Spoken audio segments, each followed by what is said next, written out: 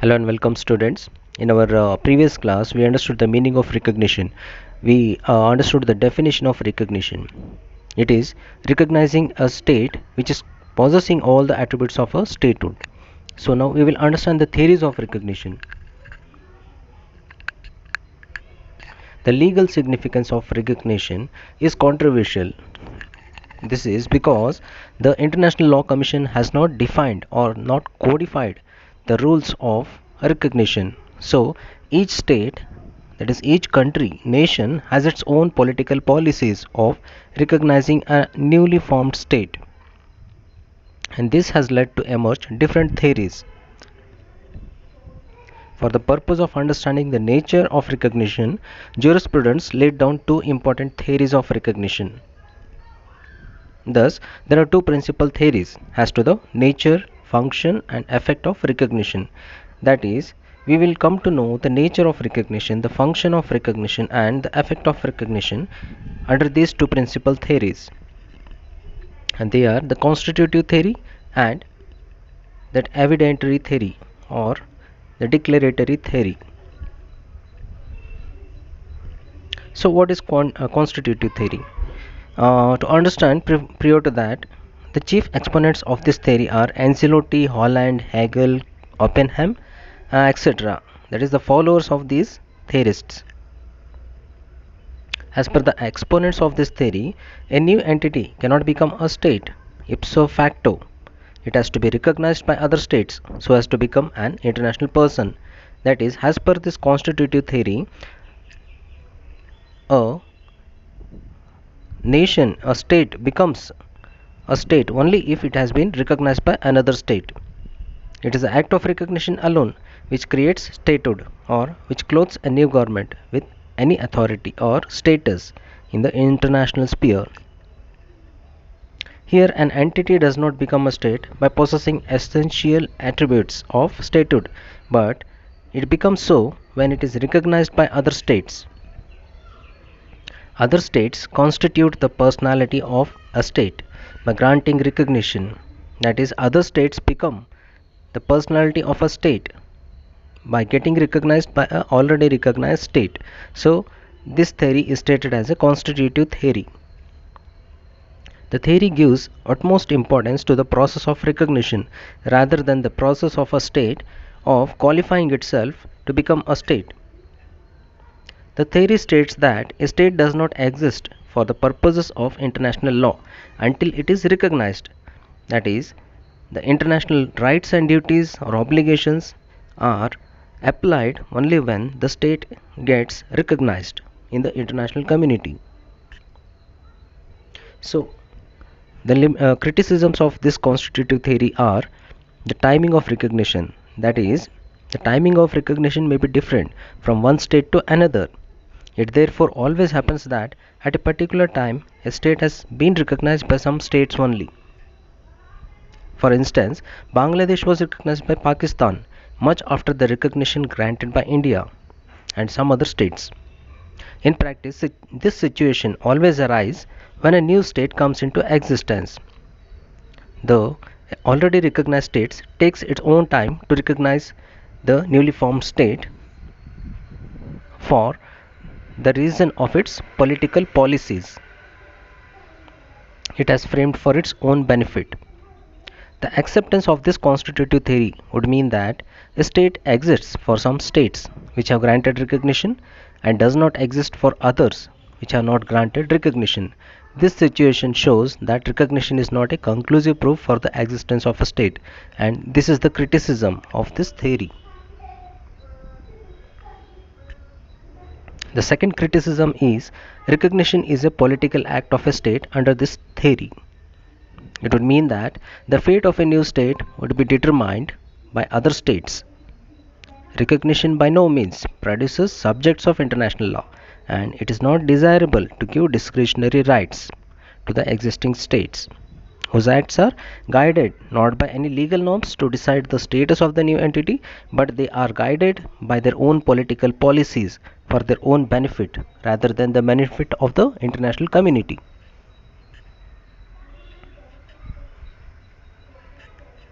The third criticism states that acknowledgement of existence of a state prior to its statehood. Under this theory, the constitutive theory, recognition is acknowledgement of the existence of the attributes of statehood in an entity, but it follows with a recognition given by another state, that is, another recognized state, not only of the fact that it has possessed all the attributes of a statehood. So, this is another criticism which states that a state can have rights and duties only upon its recognition and not prior to it.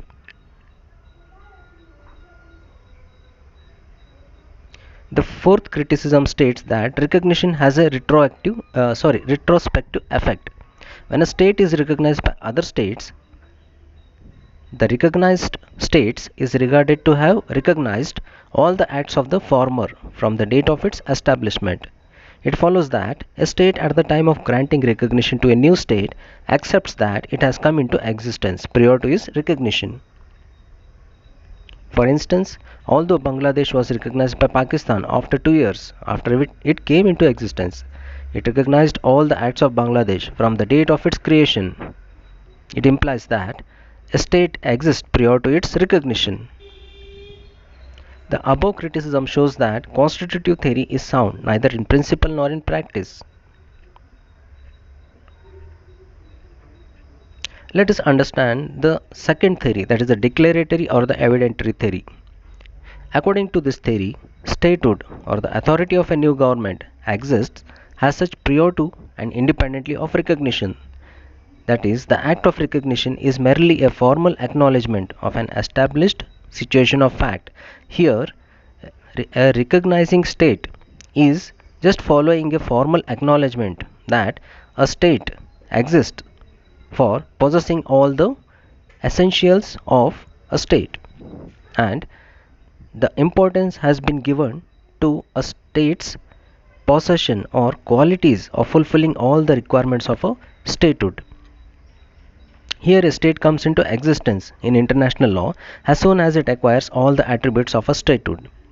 By having all the attributes, an entity exists in fact, and recognition by other states supplies the evidence of this fact. So it is an evidentiary theory. When act of recognition is therefore declaration or evidentiary of an existing fact that an entity possesses the essential attributes of statehood is called declaratory or evidentiary theory. The chief exponents of this theory are Hall, Brearley, Fisher and their followers. According to Hall, a state enters into the family of nations, has a right when it has required or acquired the essential attributes of statehood. The effect of recognition of a new state by the recognizing state, according to this theory, is to create a relationship between them. That is, to have a better relations, it is required for the already recognized state to recognize the newly formed state. The theory appears to be better than the constitutive theory because it is just a formality of recognizing a newly formed state for its being possessing all the qualities of a state. So due to this reason, it has been supported by the following rules in the international community and given the importance for this declaratory or evidentiary theory. It is supported with the following two rules. They are: the first rule states that in the internal courts of the newly formed state, it will be irrelevant to consider the date when the treaties or the recognition was granted to the newly formed state. That is, the date when the requirements of statehood were in fact fulfilled. First, it is the only material date to be considered. That is, when a state, newly formed state, came into existence and it has framed the rules, regulations, laws, enactments, and more importantly, the constitution for its state will be considered valid from the date when it came into existence. That is, as per the courts and even as per the own laws effective. That is, recognition of a new state has a retroactive effect dating back to its actual inception as an independent state. in terms of its laws. These two rules, which apply also to newly recognized governments, are based principally on the necessary consideration that there should be no gap of time, that is, during which a state or government is out of existence. That is, in other words, continuity is the essence of state sovereignty or of governmental authority. To understand this, that a state cannot be sovereign all the time. It so happens that a state is annexed or conquered by another state for certain period. Even then, it is possessing certain qualities of a state. So, there is a continuity in the essence of its sovereignty. And another example can be of its government. Government can be changing in a state. The political parties may be having the opportunity of ruling the country as a diplomatic or a government as per the democracy. So government may be changing, but the statehood may exist as a continuity. So it has to be considered that declaratory or evidentiary theory is a continuity of having the qualities possessed of a state.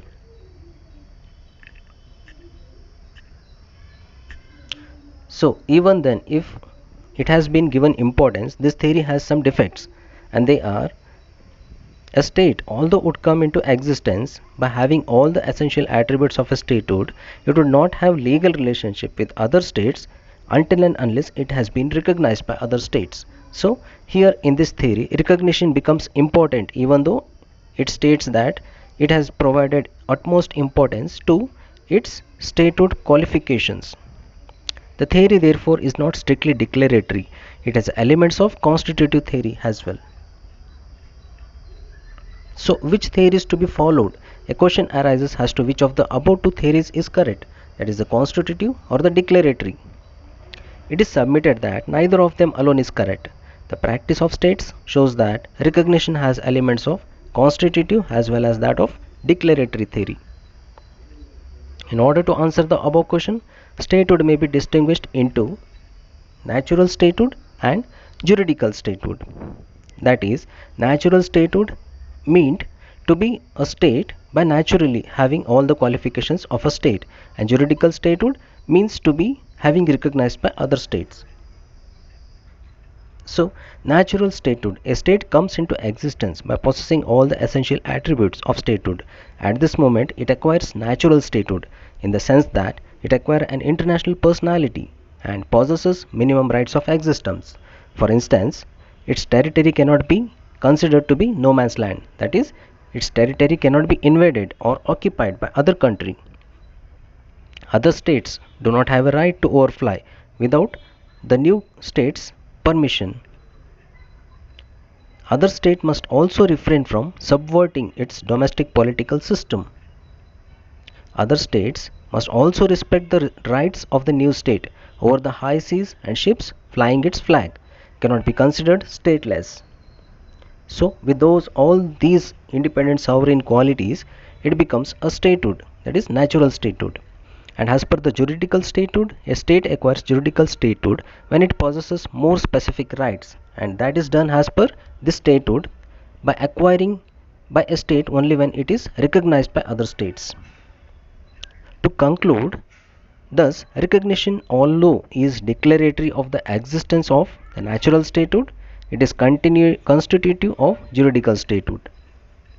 It states that it has recognition, while declaratory of an existing fact, it is declaring an existing fact that a state possesses all the qualities of a state, is constitutive in its nature, that is, at least so far as concerns relations with the recognizing state.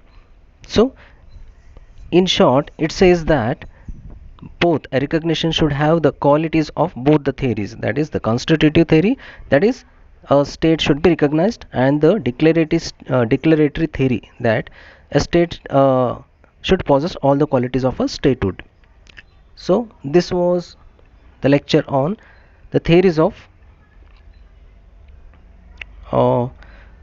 recognition. So